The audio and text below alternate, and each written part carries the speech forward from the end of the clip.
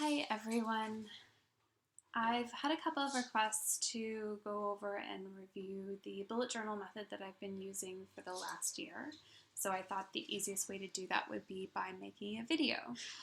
Now, first off, I did not create the bullet journal method. An individual named Ryder Carroll created it. If you go to bulletjournal.com, you'll find kind of his original setup of the bullet journal and a bit more information. I think he has customized journals you can buy that already have some of the features in them. On the website, there is a description that says, through many years of trial and error, the system has evolved into the ideas presented here. We see this as an evolving and adaptable platform meant to be shared and self-curated as you determine what works best for you. So obviously you can make this into whatever you want it to be. Now, I have personally done a lot of research for my bullet journal on Pinterest, YouTube, and via Google, just to kind of find different methods of organizing information or finding information in my bullet journal. Now, to start, the bullet journal that I use is a Moleskine bullet journal. I'm not sure if you can see the embossing here on the back. This is the classic notebook. It is the large size, which is 5 inches by 8 inches. For those of you that want to throw it in a purse, I find this is perfect. It's small enough to fit in most purses and big enough that you can actually fit a decent amount of information on each page. I also have the squared paper, which just means that instead of lined paper, it is set up like a grid, so it's easy to draw things or create tables. I also have the hardcover, just because I find it's a lot more durable. I can throw it in my purse and not worry about it getting bent or ruined or damaged. And although this year I picked black just because it was the quickest one I could find, or the easiest one I could find, I do plan on getting a more colorful one for next year. So I think I'll probably get green or purple next year. Now, some of the reasons why I like the Moleskine specifically is because it does have this elastic band that you can put around the outside of the journal. This is particularly helpful if you are putting it in a purse or a bag. It doesn't fall open and pages don't get torn or bent. I also find that because it doesn't have a pencil or a pen holder, I can put a pen inside the bullet journal, like in between the pages, and use the elastic to keep it closed and keep the pen in place. There's also a bookmark here, so if you wanted to bookmark a certain thing that you're working on, you can use that. I use mine all the time. And then last but not least, specifically to the journal, there is a folder at the back here. So you have a built-in folder. You can put pictures, receipts, paperwork, anything you need to keep track of. Now, one of the pieces of terminology you need to know about the bullet journal is most people describe the inside of it as spreads. So when you open up a page or open up the book, the left and the right pages create what they call spreads. So like you'll have spread 1, spread 2, etc. Now, when you first open up my bullet journal, you see I have some washi tape here with some labels that I had actually taken from one of my previous day planners. Just that way I can kind of make things colorful and fun throughout the year if I want to. You can put stickers there or whatever you want. On the right side of this first page or spread, I have my name underneath my phone number and my email address, just in case this gets lost. Hopefully somebody will turn it into me, hopefully. On spread 2, I have my key and my index. Now this is really important for the bullet journal method. The key here is for all of the different symbols that you use in your bullet journal. So as an example, if I have to write an email, I put a square for a task and then an E inside for an email. If something I wrote down is no longer relevant, I put a line through it. If I need to run an errand and pick up something at the grocery store, I put a $ beside it, etc. On the right hand side, again, I have my index. So as you start filling up your bullet journal, you'll want to keep track of where everything is in your index. Next spread, which I believe is my third type of spread, is my month at a glance. Now this is something I picked up from traditional day planners, where you have all of your months of the year at the very beginning of your planner, so you can quickly write in birthdays, anniversaries, vacation, etc. I find this really, really helpful. After that, spread 4 was my focus or my goals for 2015 and my future dates. Now, this is something that I did from the original bullet journal method, but I never ended up using, so I probably won't use it next year when I'm making my bullet journal. Future dates is meant just because you organize your bullet journal a month at a time. Future dates is if you have an appointment 3 months from now. You can write it in here to kind of keep track of everything in the future. After this, like I said, I won't use this again next year. After this, we go to our weekly spreads. Now I'm jumping ahead to December, just because it's pretty clean and organized.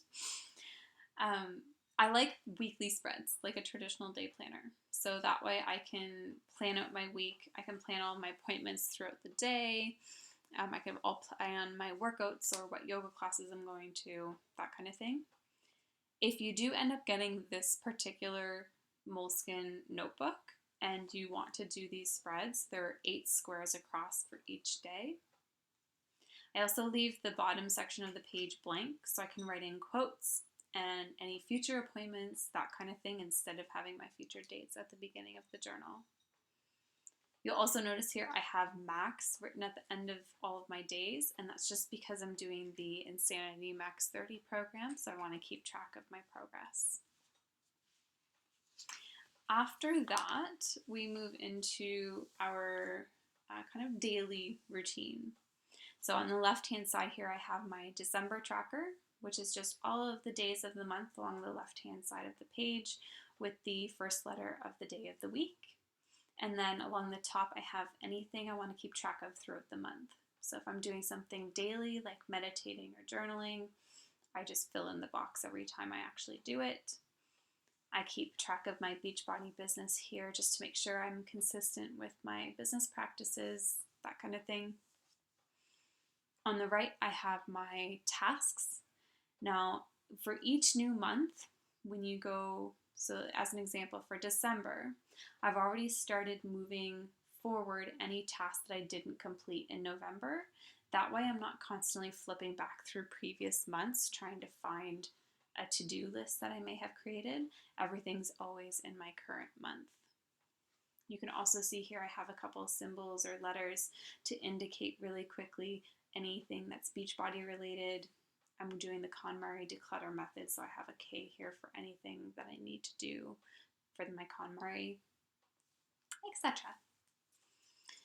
Now, after that, obviously, you just kind of start going through and writing your daily to-do lists, and then as you fill up the pages, you just kind of keep going, and then going back to your index at the beginning to write in where you can find stuff. So if you have what they call a collection, which is just a list of similar topics or ideas or tasks, like a grocery list, or if you're organizing your Christmas cards or Christmas gifts, you could write a page just for your collections or your gifts.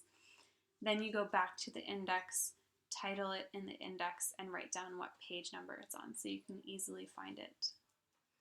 Just to give you an idea of what this looks like for a current month, I'll flip to November. So this is this week. You can see I do some color coding just so I can really quickly glance at my week and know kind of what's going on. Green highlighter are my workouts, yellow highlighter are my yoga classes, and pink highlighter are when I'm teaching yoga. I also have here some future dates so you can see that I migrated forward to my December week at a glance. When you flip the page, you have my November tracker, my November tasks. So you can see there are some sections of time here in November where I either had things going on and wasn't focused on my daily to-do lists, or I just got lazy and forgot to write it in. Most of the time I do end up doing these things, but just forget to update this. Now, regarding the bullet journal in general, there's a couple of things that I do as well just to easily organize my bullet journal. So I do have this green tab, which I always keep at my current week. That way, let's say I'm on my way to an appointment and I'm looking for an address, I can really quickly open up my book to my current week and I can find the address for something. I also, and I'm not sure if you're going to be able to see this, you can kind of see like the little pink tab. No, maybe you can't. On some of my pages, I have tabs on the top, or like washi tape, and I color code them. So I have collections that are all the same color. So example, green washi tape on the top of the page indicates a yoga sequence that I've created for teaching a class. I've also tried a couple of other things that didn't work as well as washi tape, but it's all about finding what works best for you. I hope this insight into bullet journaling gives you maybe some inspiration to make some modifications to your current day planner, or maybe you decide to jump in and do bullet journaling as well. If you have any questions, comments, feedback, etc., please comment below. I would love to hear if you've tried this or if you found something that really works for you that maybe I could adapt. It would be really helpful for me. I'm also always open to answering any questions you guys may have, so please don't hesitate to reach out. That's it, folks. Thanks for your time.